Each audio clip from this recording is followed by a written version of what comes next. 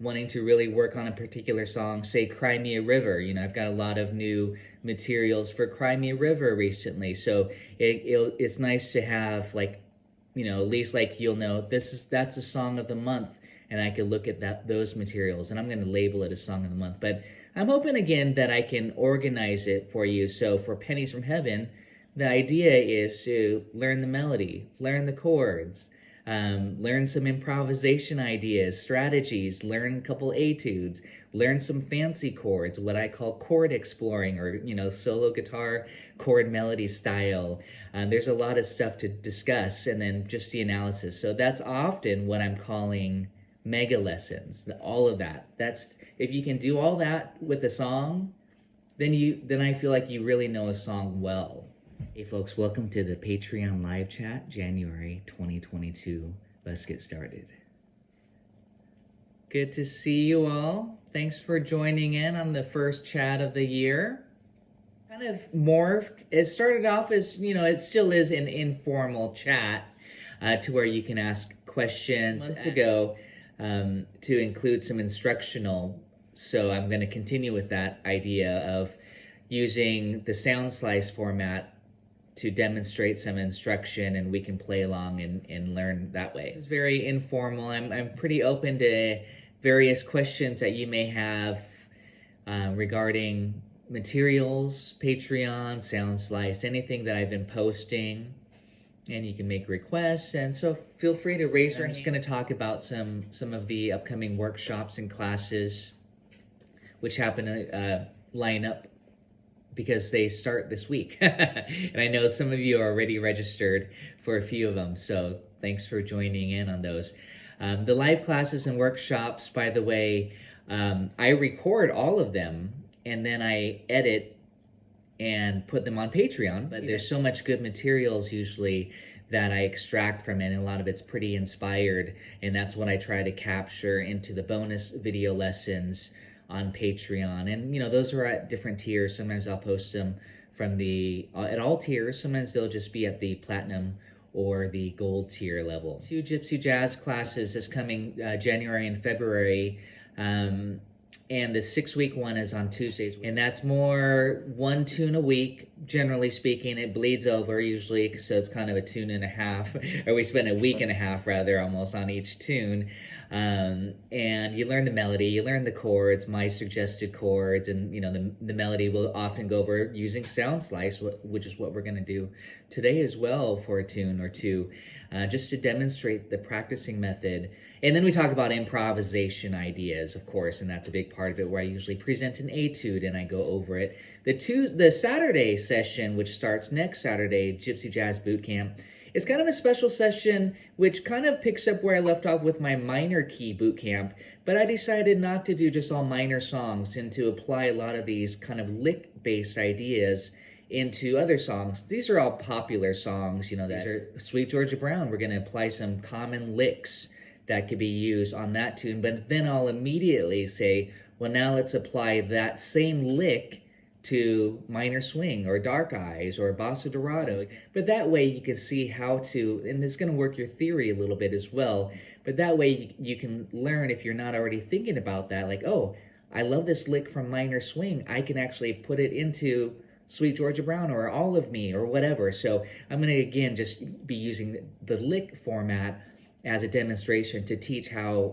to apply that, because I learned quite a bit that way as far as learning a lick. It could be from Django, it could be from Stan Getz or whoever, and I'll immediately try to apply it right away. And so that's what I want to share again, is that method. But again, that this is specifically Gypsy jazz based, so it is soloing based and lick based in that sense. So I hope that answers your question. If anyone else is considering that, it's going to be fun, because I really do like that. I like just sharing some licks. At first I wasn't so much on that, but then I decided, well, that's just an important way to learn, and that's how I've learned too in the past, is learning some cool licks or hot licks, and then seeing how can I apply it to there. So in the difficulty level, will range from easy to intermediate to maybe some advanced. I mean, you can take it, make it pretty advanced if you want to, depending on the tempo and stuff. But I'm going to try to keep, again, all of these fairly playable, the licks that I'm collecting. And a lot of them are actually coming from my quick licks.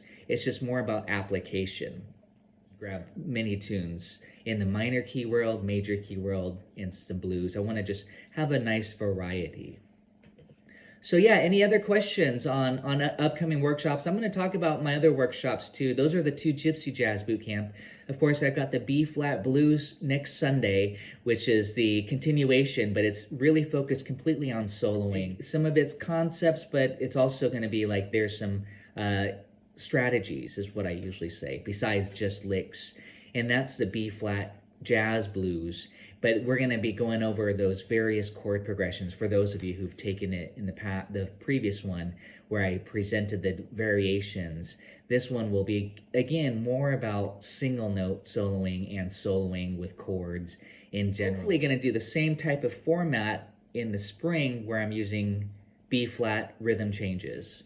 To me, rhythm changes is the other form that not all, but so many of these jazz compositions and songs are either based off of or they use parts of it in the songs. So really, I always feel like once you can get a good grasp on the blues and the rhythm changes, that helps you quite a bit in improvisation and understanding jazz and how to play jazz.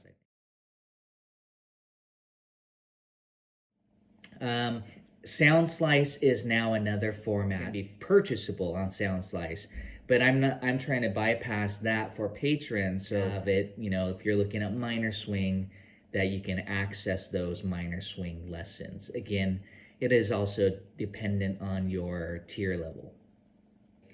That's a big part of learning for you all, is to have an organized method.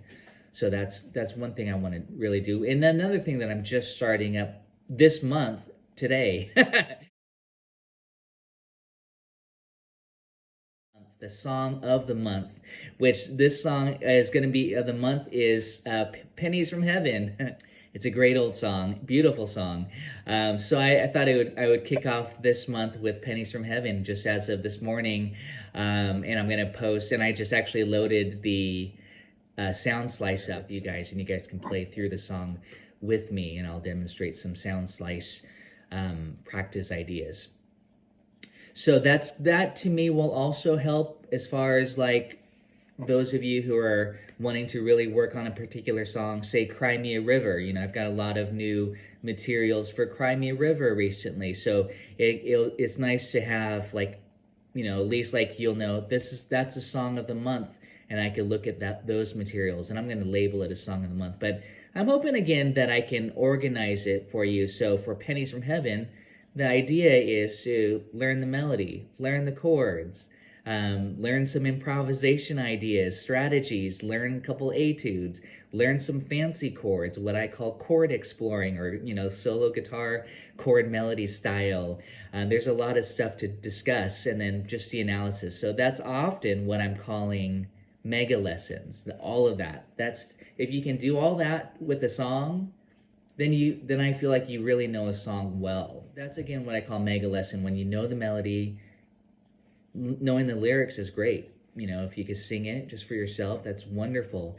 Be able to accompany yourself comping, be able to take a chord melody style solo, if not a chord melody arrangement, for those that like to work on arrangements, solo guitar.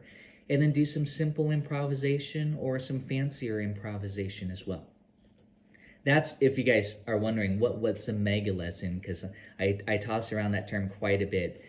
And mega lessons are, to me, they're ongoing. I'm just always going to keep adding more to all of me.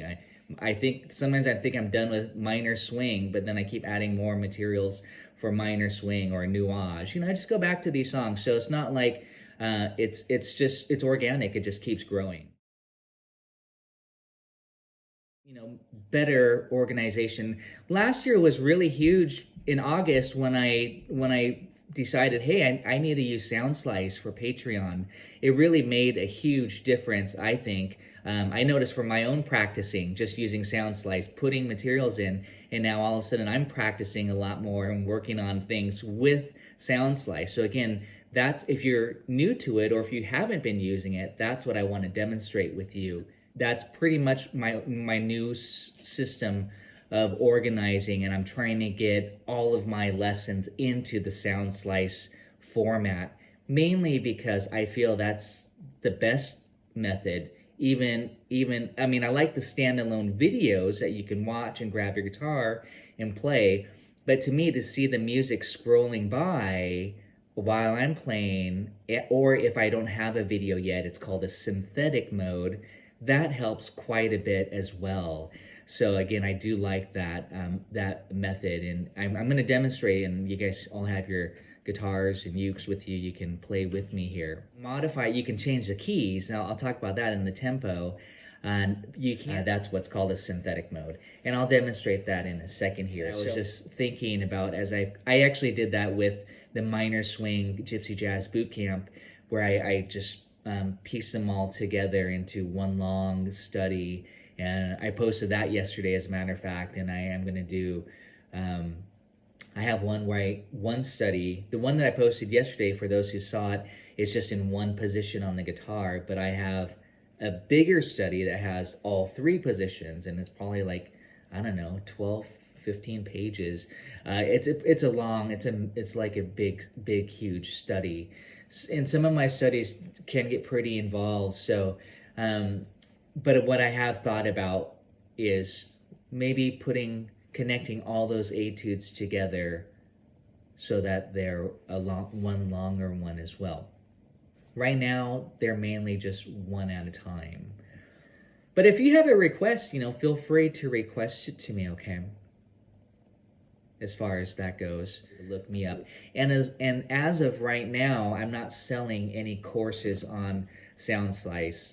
Of course, that's an avenue that I will be looking into, is putting my etudes on Soundslice. So for purchase. So if I say this is Gypsy Jazz Bootcamp 1, get 10 etudes over classic songs, then you can purchase that. Again, at the silver tier level, all the Soundslices are available. And I consider it like a PDF, essentially. All the Soundslice video, etudes, etc., they're all available on Patreon at the silver tier level. I just want to do some demonstrations of how to do this. Maybe how to practice with this, because I'm really hoping that you all practice with Soundslice. But are there any other questions? I'm happy to answer. I'm trying to think if I have anything else. I'm looking at my poll here. I just want to tell you what the top, and I'm assuming you all voted if you're here today too. Number 1 is easy swing songs, and that's nice. That includes all the standards, essentially: Night and Day, Autumn Leaves, Moon Glow, Pennies from Heaven, all those great easy, what I call easy swing. Lullaby of Birdland, and I have so many of those songs on Patreon, but there's just so many more songs to examine. That's number 1 on the list. Actually, tied with that is jazz blues. Surprisingly, comping and rhythms over jazz standards is, I was going to say, okay, that's not quite the next one. The next one is my favorite hacks, lessons, and tips, and I really enjoy offering that. Oh, I'm still missing a couple things. But before that was chord melody and solo guitar. That's good to know. I know many people do love solo guitar arrangements and chord melodies. Jazz ballads. So, Gypsy Jazz does come in here for the intermediate level, not the advanced, but I wanted to get more specific. Was Gypsy Jazz Easy, Intermediate, and Advanced, so Intermediate's a good place, and then Gypsy Jazz Easy. But anyways, I'm just naming kind of the top tier. Comping rhythms is surprising, again, that a lot of you are into the comping in chords. Actually, it's not surprising, because I've gotten a lot more feedback about that. So let's do some comping today. and note for note transcriptions. And then, oh, Bassa is still there. Bassa, that I know, to what to offer is workshops and classes also. So, but as you know from my lessons on Patreon, there's kind of a certain amount of theory that I guess if you really want to understand what I'm talking about and get, the full benefit of it, then I'm expecting you to understand some theory, like to know what key you're in, to know the chords. If I say, oh, this is 1 6 2 5 in the key of E flat, that you can say E flat major, C minor, F minor, B flat 7, things like that. I mean, I say that's basic, but that's all stuff that I do cover in this music theory made fun and easy. I think it's very important. That's one I always try to offer once a year for those that want to get caught up on their theory knowledge. I'm going to go ahead and load up Soundslice.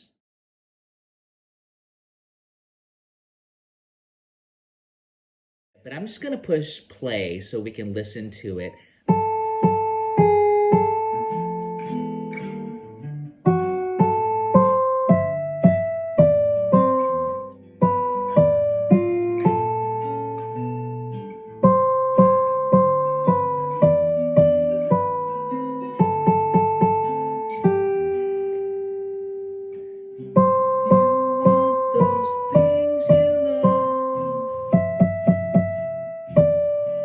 And I'm going to stop there.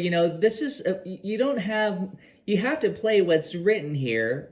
I mean, you can't modify it, is what I'm saying. But what I've written here is pretty much taken exactly from a lead sheet or melody. That's not always true. I do want to say that I often say, oh, I like to do this, and I might syncopate a particular rhythm. But I do try to keep it pretty standard to where if you open up one fake book, it's going to look the same in another fake book. When I play this melody,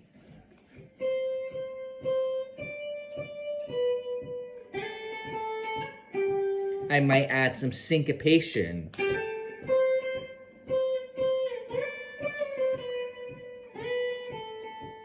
Or maybe chromatics. So again, I might vary it up. So take that into consideration, like, oh, this melody is very square. It is very square because that's how they wrote it in the lead sheets for people to learn back then. But when you hear great singers and instrumentalists perform this song, rarely do they play it exactly how it was written because it's too square. But it's easy to learn that way, everything right on the beat without syncopation, for example. So that's where I like to, as many of you have already seen, include an artist video of it. So you might see this, and then I might have Chet Baker playing it, and it's not going to be exactly lined up. And that the purpose of that instructionally is for you to hear how he interprets the melody, or again, how Stan Getz interprets a melody, or Django Reinhardt will interpret the melody. And I think that's very educational. And the other thing is, here's what I want to start to show you right now, so we can have the click on. If you're like, hey, I didn't get this rhythm,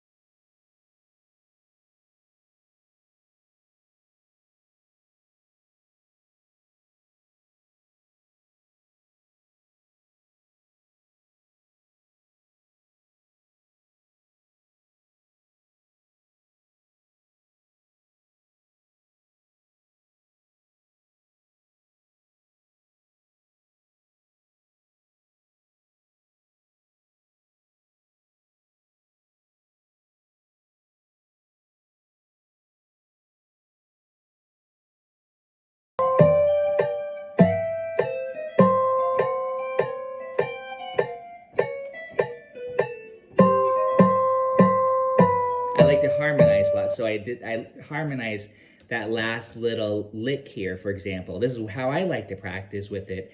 Oh, notice I'm just selecting that there. I did a harmony. You know, just things like that. I love to harmonize. So if I see something, I'll often play the harmony of it. And that's one method that I'm going to demonstrate on the loop pedal too, how to do that. But we can do that right here. So the first thing how I use this is just for comping. I just wanted to play. Oh, by the way, I'm going to show you something here. If this is new for you, I'm going to the settings here. And let's see. I'm going to go into...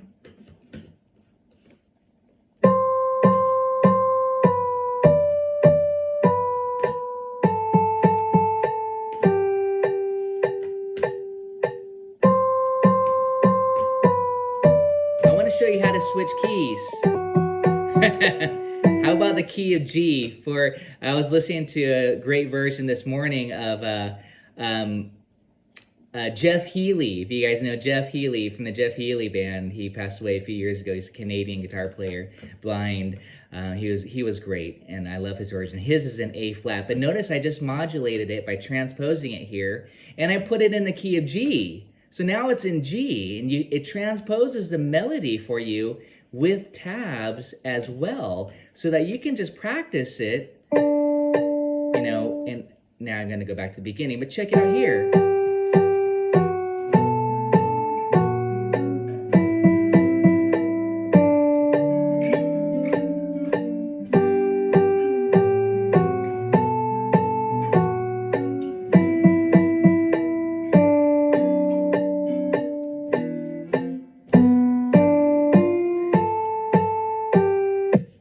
Etc. You can learn the melody. You cannot change where it places the notes. It just moved everything down in that case, you know. So if you're a tab reader, then you're kind of stuck to that. Obviously, I want to say tab is great and all, but it'd be nice for you as a skill to get rid of the tab and have it be like this. So check it out. Now there's no tab.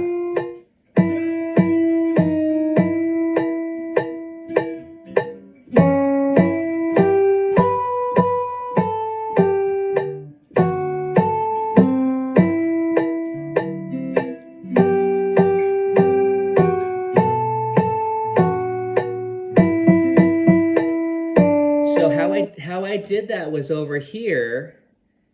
You can have a lot of functions, instrument appearance. You can have it with tab. You can only have the tab if you want to. So check it out. I'm going to get rid of the notes. If you only want to see the tabs, you could just have that. I like to see I take into consideration that most of you want to see the tabs. But I added one thing here. I added the rhythm to the tabs, right? Do you see that there? It doesn't come like that. So if you want to see the rhythms to the tab, go to the settings over here, and that's how you'll see it by default, but you actually have to do this. Go one more level, and now you get the rhythms to the tabs.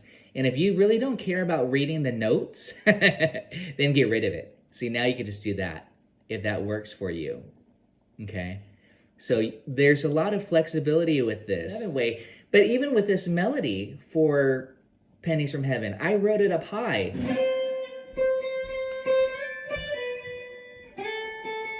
But what if you want to play it low?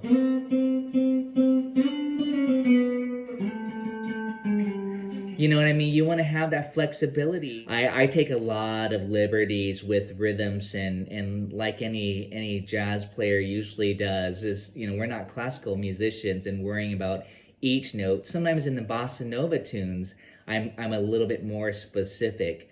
With these standards where it's written pretty square and kind of boring, just quarter notes, you know, on the beat, then that's where I often will take a lot of liberty. I mean, you know, even if you're singing it, every time it rains, you know, right on the beat, pennies from heaven, you know, you're not necessarily going to play it always on the beat. You're going to be, and that's where, again, I'm going to put on a Jeff Healey version or Frank Sinatra version, and then you hopefully will look at the music scroll by, and you'll be like, oh, wait. And you'll see that with Diana Krall here when I load up Cry Me a River. You'll be like, oh, she started here, but she's way early. She's anticipating like her phrasing. And that's to me what jazz singers have done, is that they mess with it. Essentially, Frank Sinatra especially, but Ella Fitzgerald. I mean, often Ella, in her songbook series, if you're familiar with that, she would sing it pretty straight, like her Cole Porter series. She would interpret the melodies pretty square and straight to the, but then she'll mess with it on the last time out. Jazz singers often do that. They'll sing it straight in, relatively, and then they'll improvise quite a bit on the last time on the melody out. Well, I mean, just the I demonstrated transposing. I demonstrated. I didn't change the tempo at all, but especially what you want to see. I say that's the appearance. You can see the tabs, you can see the notes, you can get rid of the lyrics. You could even, I'll show it with Cry Me a River that you can actually get rid of that too, because I think that's pretty awesome that you can have the lyrics, or you can get rid of the lyrics if you wanted to. And I think, you can have just the chords and lyrics, those suggested chord shapes. Like tabs, they're suggestions. You might say, hey, I really want A13 instead of A7. Then please do A13, you know what I mean? Do whatever you wish. Ideally, you would improvise and kind of make up your own. But I'm kind of thinking, well, it's nice to give you the basic so that you can at least have a good, understanding of some basic chord shapes without me just saying, go look at my chord grip sheet. It's nice to say like, oh, Tracy likes C major 7 here. So I'll just write C major 7 as a basic shape. Again, you'll see that for Pennies from Heaven. D minor 7, E minor 7, E flat dim 7. So again, and when you see the original sheet music to a lot of those old songs, you'll have ukulele on top, or you'll have guitar fingerings. I mean, those are not very good chord shapes for guitar players. They're very basic, but that's what is intended. At our level here, I want to make sure as a basic guitar, you have this. Every time it rains, it rains. Pennies from Heaven. Then I might put a G13. I might like G13 there instead of G7. So again, as long as you know that these are just some suggested chords, and not necessarily, you don't have to do it every time the same way. Look at a basic lead sheet, just say C on top, D minor, E minor. It won't say 7. Well, sometimes it will. It won't say 9 or 13. Those are the type of things, which is why you guys are here, I think, for me to give you that demonstration and to say, well, I like major 9. I like minor 11. Just things that we can have fun with, going beyond the basic, and or even adding some movements in that's not there.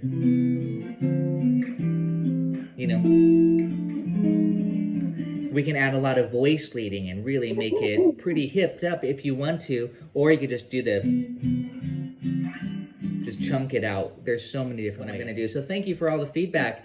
With Pennies from Heaven, I'm going to say, here is TK. I always say TK. Here's TK's favorite.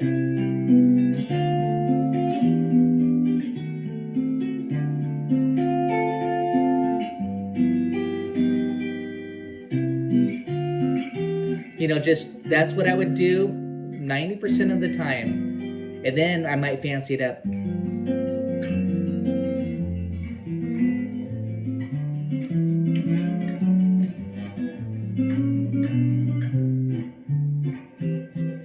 And that's what I'm offering in the, advanced or chord explorations.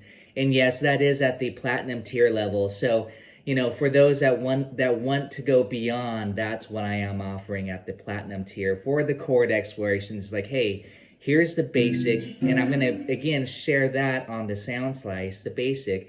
But then at the higher level, I like to mess around with things quite a bit. I like to explore, and that's what I've been calling the chord explorations, is basically going beyond the basic. But for many folks, they just want to say, hey, I just want to do this, have one solid route, and then, or maybe I usually say start on the 6th string, whatever, have a solid route, either starting on the 6th string root or the fifth string root. And then from there, you can go beyond, adding substitutions, adding the walking bass lines, all that good stuff too. So, hey, I'll see you guys next month. I'm going to keep this monthly. I'm going to actually also standardy songs. They're not going to be too obscure. Just some really nice classic songs where I can explore these options with you, including, from etudes, soloing ideas. So I think Stardust will be one shop. So I think I'll use that as a song of the month and then go through some ideas throughout that. So I'll see you all hopefully next month or at a live class or workshop. I appreciate you joining in today.